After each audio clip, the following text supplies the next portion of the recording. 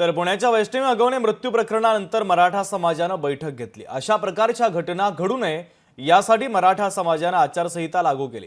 यावर अहिल्यानगरमधील मराठा समन्वयकांनी काय म्हटलेलं आहे पाहूयात। सर्व मराठा समाजाने सर्व समाजाने याच्यामध्ये सहभाग घेतला पाहिजे।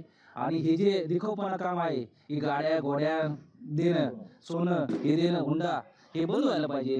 मराठा समाजाला आता वेळ आलेली आहे, जुन्या चालीरीती परंपरा या सगळ्याचा त्याग केला पाहिजे, नवीन बदल स्वीकारले पाहिजे।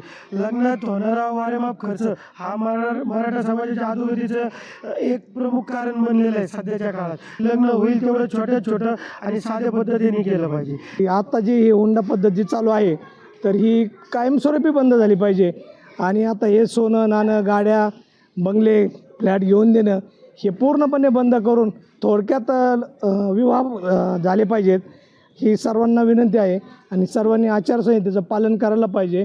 माझं मुलीच्या आईवडिलांना एकच म्हणजे सांगणं आहे, एकच विनंती आहे की तुम्ही मुलीचं लग्न ज्यावेळेस म्हणजे ज्यावेळेस जमवता त्यावेळेस तुम्ही जे अपेक्षा ठेवता की बा तो पुण्यात आहेत का, त्याची स्वतःची बाग आहे, शेती आहे का, हे सगळं पाहण्यापूर्वी तो मुलगा कसा आहे, आपल्या मुलीला तो व्यवस्थित सांभाळू शकतो का, म्हणजे त्याच्यापासून आपल्या मुलीला काही त्रास आहे का, हे पाहणं त्यांनी जास्ती गरजेचं आहे। आणि